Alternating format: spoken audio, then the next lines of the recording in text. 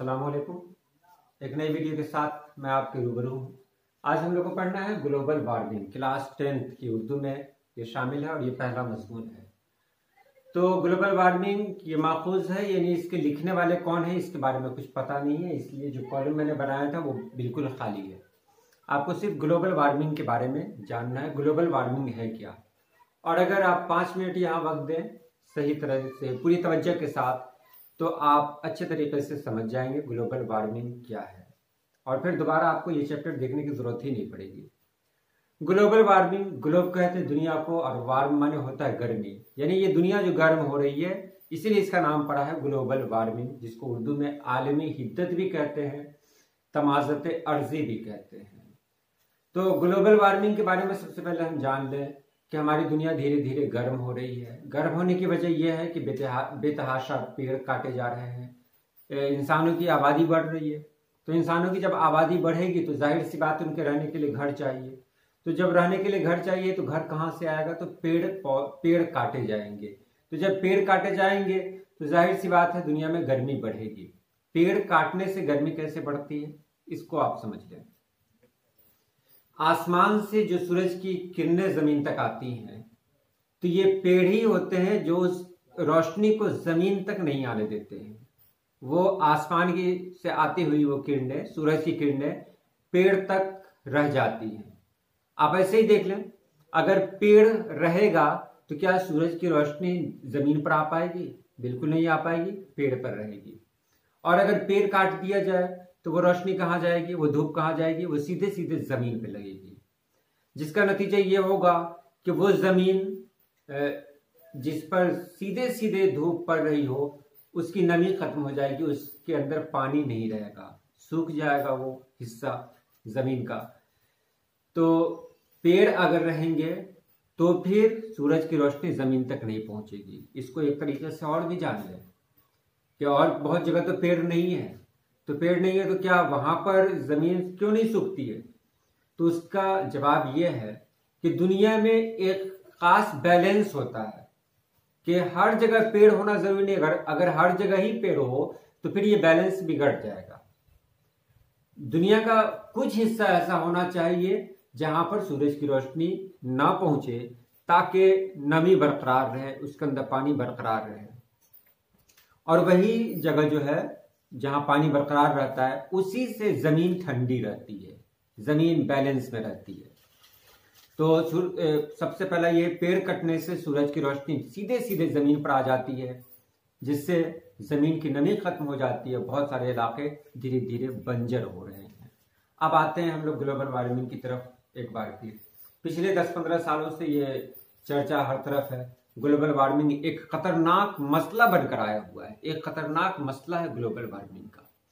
आखिर ये global warming इतना खतरनाक मसला क्यों हुआ, क्या वजह है, इससे क्या नुकसानात हैं, तो हम इस पर बात करेंगे। और मैंने पहले भी कह दिया, अगर आप पूरी वीडियो देखेंगे तो एक बार में ही समझ जाएंगे।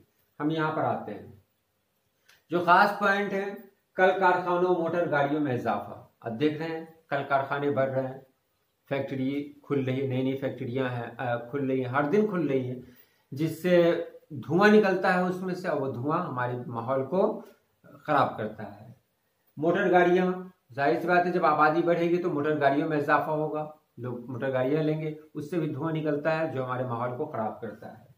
जंगल का कटना जो मैंने अभी आपको बता दिया, और आबादी का बढ़ना जो सबसे बड़ा मसला है। इससे क्या हो रहा है, कार्बन डाइऑक्साइड जिसको CO2 कहते हैं, CO2, मीथेन जिसको CH4 कहते हैं, और नाइट्रस ऑक्साइड जिसको NO2 कहते हैं, उसके अलावा ओजोन, ये सब गैसें बढ़ रही हैं। हमारी जमीन पर जितनी होनी चाहिए ये गैसें उससे कहीं ज्यादा हो गई हैं, जो हमारे लिए खतरे का सबब है। CO2 यानी कार्बन डाइऑक्साइड 31% तक बढ़ चुका है। बताइए 31 पर कितना ज्यादा बढ़ गया। CO2 31% तक बढ़ चुका है, और मीथेन गैस 131% तक बढ़ गया है, 131% तक। अब समझिए कितना खतरनाक माहौल है हमारी दुनिया का। तो मीथेन गैस गाय और भैंस के गोबर से निकलता है ये, और धान का जो खेत होता है वहां से निकलता है। आप देखते होंगे धान का जो पौधा होता है वो बहुत गर्म होता है, जाड़े के दिनों में हम देहाती लोग क्या करते हैं, अब तो शायद नहीं करते होंगे बहुत सारे लोग, लेकिन पहले ये करते थे कि पुआल लाते थे और उस पुआल को बिछाते थे और उसी पर सोते थे। याद होगा आपको, क्योंकि पुआल में बहुत गर्मी होती है। तो पुआल यानी धान का जो पौधा होता है वो बहुत गर्म होता है। सूरज की रोशनी जब जमीन पर आती है तो ये ऑब्जर्व कर लेती है, उसको जज्ब कर लेती है उसकी गर्मी को, और इससे मीथेन गैस बढ़ता है। और यही हाल गोबर का भी है, गोबर में भी गर्मी जज्ब हो जाती है तो उससे भी गर्मी बढ़ती है। तो आप देखिए ग्लोबल वार्मिंग का असरात क्या है। ग्लोबल वार्मिंग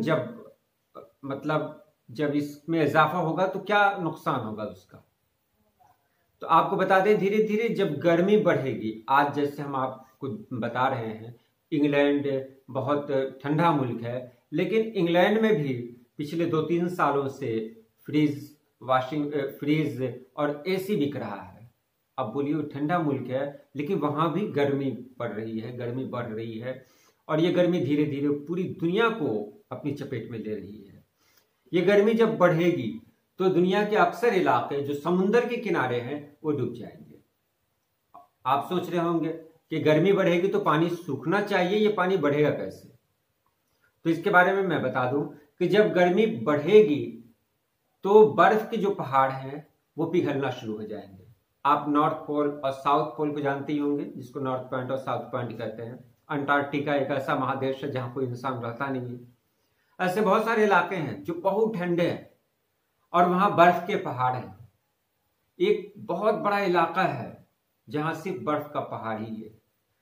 तो अगर गर्मी बढ़ेगी तो वो पहाड़ पिघलेगा, और जब वो पहाड़ पिघलेगा तो फिर समुद्र के पानी में इजाफा होगा, समुद्र का पानी बढ़ेगा। तो समुद्र का पानी जब बढ़ेगा तो समुद्र के किनारे जो इलाके हैं वो इलाके हमेशा के लिए डूब जाएंगे, और बहुत सारे इलाके डूब भी चुके हैं। हमारे मुल्क में मुंबई है, गुजरात है, और जो समुद्र के किनारे जो इलाके हैं वो हमेशा के लिए खत्म हो जाएंगे। और ग्लोबल वार्मिंग जब बढ़ेगा तो इसका और नुकसान होगा। बहुत सारे वायरस और बैक्टीरिया, अभी हम लोग परेशान है ना, कौन सा आया है, कोरोना वायरस से हम लोग परेशान हैं।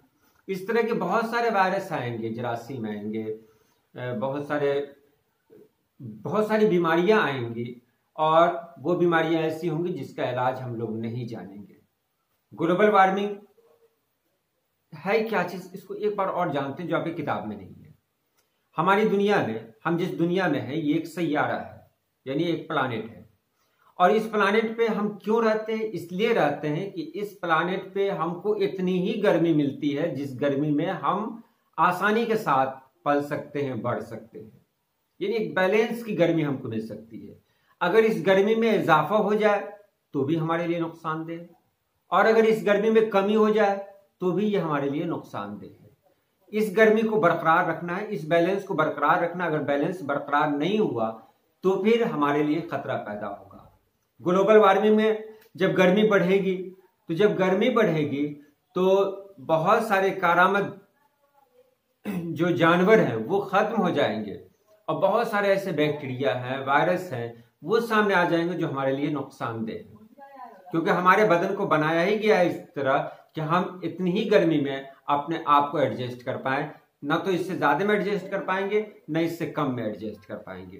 तो ये रहा इसका ये 2007 में क्योटो में एक कॉन्फ्रेंस हुआ था 2007 में, जिसमें अमेरिका के नायब सदर यानी उपराष्ट्रपति अल गोरे उनका नाम है, वो वहां गए थे। उन्होंने उस मामले को समझा था और जाना था कि ये मसला बहुत ही संगीन है।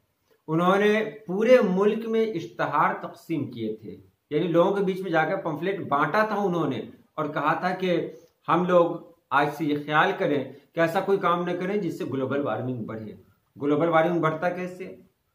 कल कारखानों से बढ़ता है, उसके बाद पेड़ कटने से बढ़ता है, बहुत सारे छोटे छोटे काम भी हैं उससे ही बढ़ता है। धुआं, जहां भी धुआं होगा उसका असर पड़ेगा ग्लोबल वार्मिंग पे।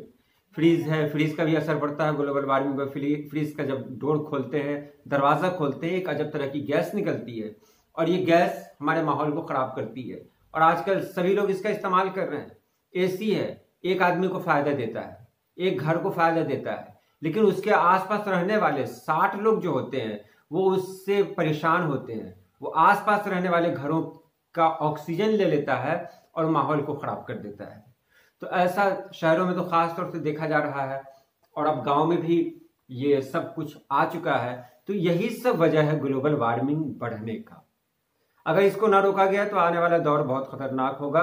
2007 में क्योटो में जो कॉन्फ्रेंस हुआ था, अल गोरे जो अमेरिका के नायब सदर हैं, उन्होंने इसको समझा था, इसकी संगीनी को जाना था, और उन्होंने पूरे मुल्क को इसके लिए बेदार किया था। पंफलेट बांटा था, इश्तहार बांटा था, लोगों से कहा था कि हम लोग अभी से जागरूक हो जाएं, अभी से हम लोग बेदार हो जाएं, ताकि हमको आने वाले दौर में कोई परेशानी ना हो।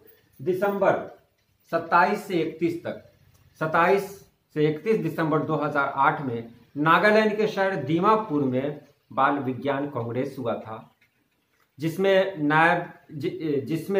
हमारे मुल्क के साबिक सदर जमहूरिया यानी पूर्व राष्ट्रपति एपीजे अब्दुल कलाम मेहमान खुसूसी की हैसियत से गए थे, चीफ गेस्ट की हैसियत से गए थे। यानी हमारे मुल्क के राष्ट्रपति, पूर्व राष्ट्रपति और बहुत बड़े साइंटिस्ट, साइंसदान एपीजे अब्दुल कलाम मेहमान खुसूसी की हैसियत से गए थे। वहां हमारे मुल्क के 32 सूबों से 556 स्टूडेंट्स आए थे और 165 असातिज़ा ने उसमें शिरकत किया था। और वहां क्या साइंस पे बात हो रही थी। तो नागालैंड के शहर दीमापुर में जो बाल विज्ञान कांग्रेस हुआ था, उसमें एपीजे अब्दुल कलाम ने कहा था कि हमारे मुल्क में 10 साल से लेकर 17 साल तक के बच्चे, 10 साल से लेकर 17 साल तक के बच्चे 20 लाख हैं। हमारे मुल्क हिंदुस्तान में 10 साल से लेकर 17 साल तक के 20 लाख बच्चे हैं। अगर ये 20 लाख बच्चे 5-5 पेड़ लगा देंगे तो फिर 1 करोड़ पेड़ लग जाएगा, और जब 1 करोड़ पेड़ लग जाएगा तो फिर हमारे मुल्क से ग्लोबल वार्मिंग का खतरा दूर हो जाएगा। तो ये ग्लोबल वार्मिंग रहा। और आप सवाल देखें, जब भी कोई इस तरह की कोई वीडियो आपके सामने हो, किताब अपने सामने रखें, सवाल पे नजर रखें, आप चैप्टर मत पढ़ें, आप सवाल को देखते रहें, कौन कौन सा सवाल आपको जानना है। तो ये आज के लिए रहा और बहुत आसान तरीके से बताया। कोई भी ऐसा सवाल आपकी किताब में नहीं बचा जो यहाँ सॉल्व नहीं हुआ, क्योंकि मैंने सवाल को देखकर ही ये नोट किया था। तो चलिए आज के लिए इतना ही, मिलते हैं हम अगली वीडियो में। अल्लाह पाक आप सभी लोगों को खुश रखे, आबाद रखे। अल्लाह।